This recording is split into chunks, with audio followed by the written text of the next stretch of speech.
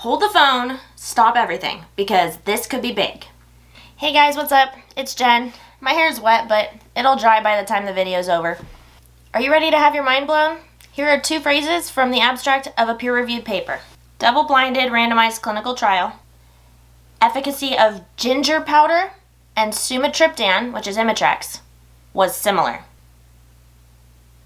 Ginger powder, Imitrex, efficacy was similar.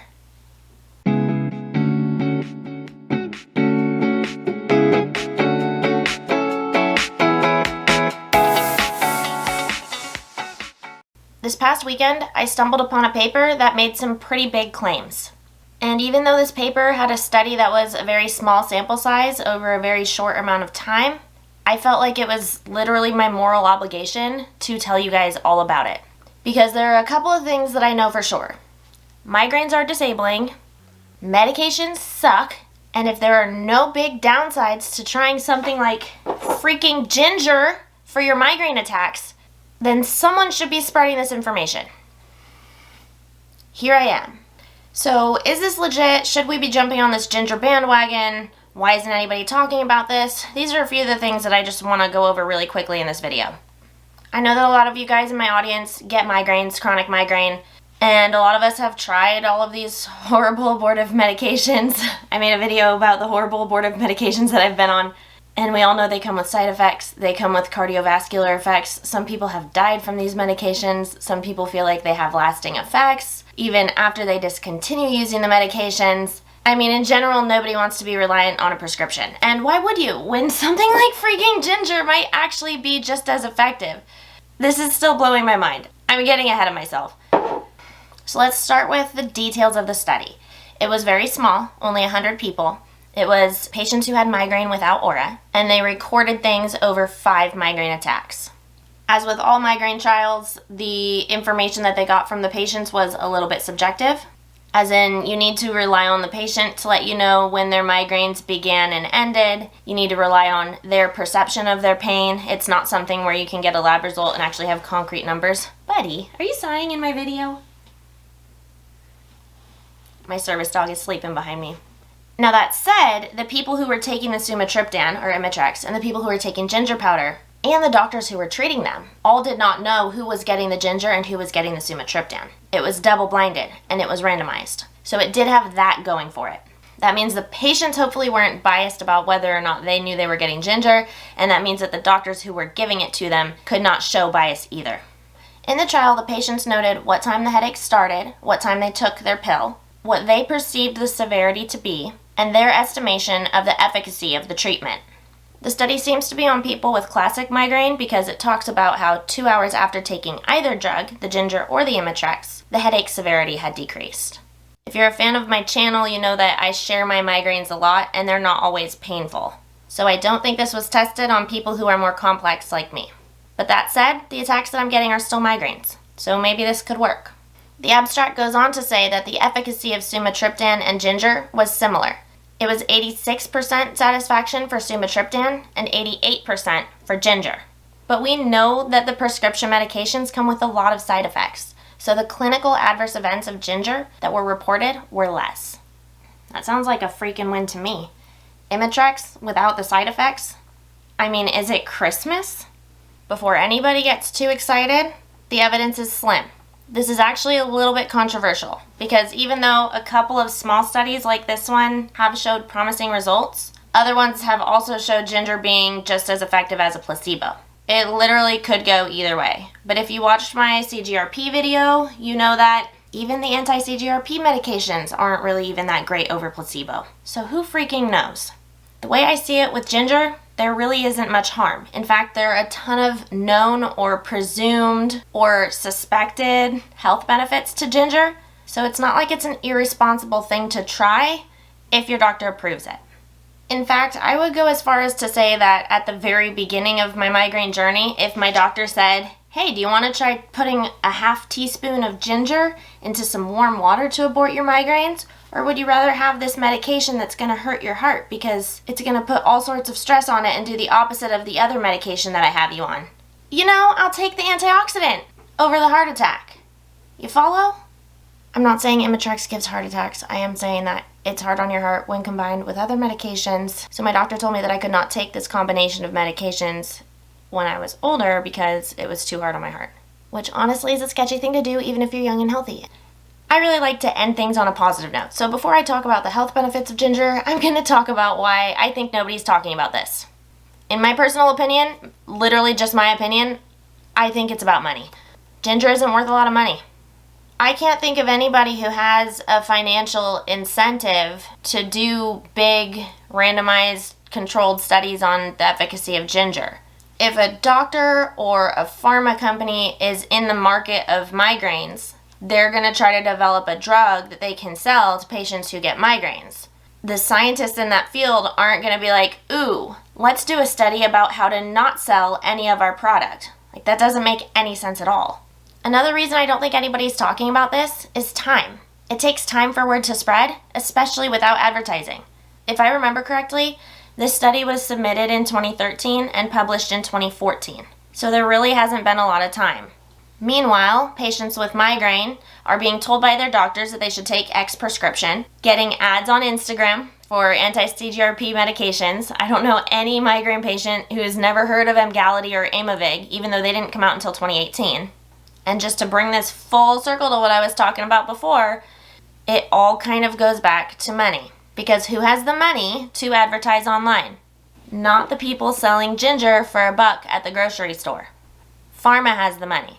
Pharma has the money to give you ads. Pharma has the connections to the doctor and the means to pay the doctor, if that's a thing, in order to get patients on their medications. And I don't want anybody to think that I think that's a bad thing. These medications are literally saving people's lives.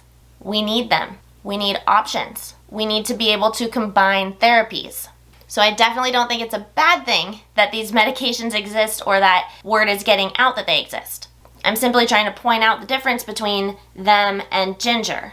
Everyone's attention goes where the money is, or at least that's what I think. And if you have a different theory, please let me know in the comments down below. My experiences with Sumatriptan, or Imitrex, and ginger have been polar opposites of each other. With Sumatriptan, and triptans in general, I got all sorts of warnings about being cautious and the adverse events that could occur. Versus with ginger, WebMD has a literal article all about the health benefits of ginger, which I will get to. Big finger. And you can imagine when I ran into this information, I was like, oh, hold on. I'm not in it for the money. I have an audience of almost 20,000 people, and a lot of them get migraine. Maybe you guys will be down to run a little experiment with me. It's a little ironic because I drink this ginger peach tea all the time. I'll give you guys a link to this tea and the paper in the description, but I legitimately think I'm going to try this. I don't see why not, especially now that I'm not pregnant. If you're down to be a part of this little study, here are the steps to follow. First things first, always talk to your doctor. Even if it's just ginger, you really need to make sure that your doctor is on board with any changes that you make regarding your treatment. Number 2, I'm going to pin a comment down in the comment section below, so give that comment a thumbs up and reply to it saying, I'm in. That's just for me to have a head count about how many people are going to be trying this with me, because there's obviously going to be a delay between when you see this video and when you're able to actually try the ginger treatment. Number 3, on your next migraine attack, with permission from your doctor, you take your ginger at the same time as you would take your Sumatriptan, so at migraine onset, and then 2 hours later, note whether or not you think it was effective in treating the migraine that you were having. I know it's really hard to judge because it's very subjective and you don't know where the migraine would have gone if you didn't take anything, but try to kind of keep in mind like how your typical abortive works, or if you don't take abortives, how your usual migraine progresses, and hopefully it's more mild than it usually is.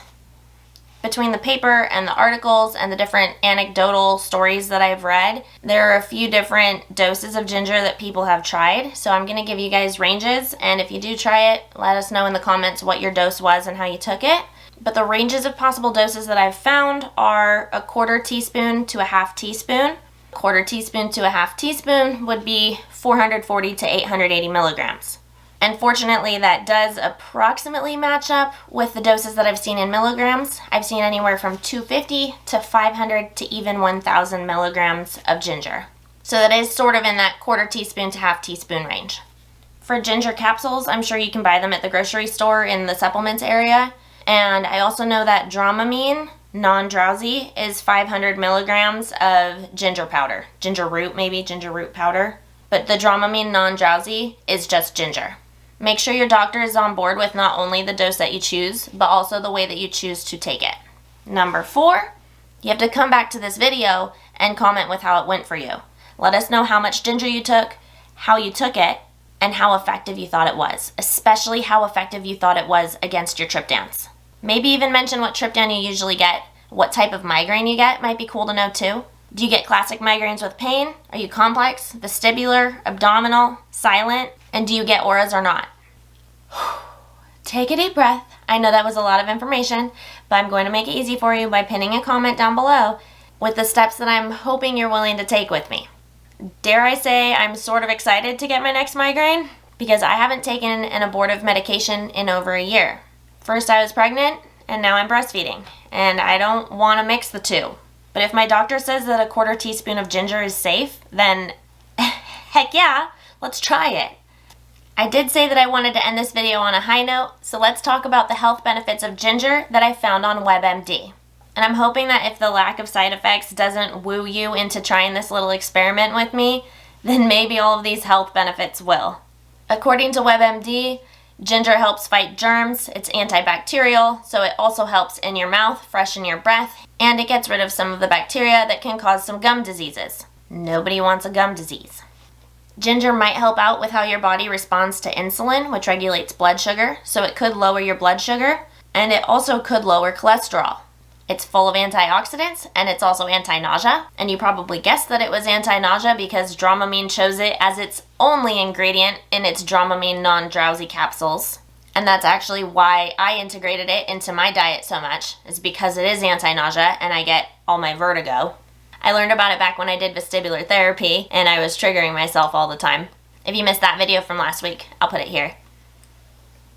And anti-nausea isn't the only thing. Apparently, if you take ginger before your meals, it helps your stomach empty faster into your intestines, which can help people who have indigestion. That's pretty freaking cool. Oh, hi, buddy. Hey, buddy. WebMD also says that you can use ginger to soothe sore muscles before and after your workout, and that if you take it orally or use it topically, it can also help ease arthritis pains. Similarly, apparently it can help with period cramps if you take it during the heavier parts of your period. That was at a higher dose than we've been talking about. That was at 1,500 milligrams, or 1.5 grams. The wildest claim that I've found about ginger is that it could slow cancer growth. But that's a very big thing to say, so I don't want to touch that topic with a 10-foot pole. I want to keep my YouTube channel in good standing. I want you guys to be able to rely on me. It would be so cool if even just one of us found that ginger was as effective as our triptan. Can you imagine how life-changing that would be? And I actually truly cannot wait to see what you guys say about this. So go ahead and check out that pinned comment, follow the steps if you are willing. I can't wait to share my own results with you, and I can't wait to hear what your results are. Hopefully there's some good news out of this. I'm very anxious to find out. Don't forget to like this video and subscribe to the channel, and like that pinned comment if you're going to try the experiment with me. I will see you next Friday.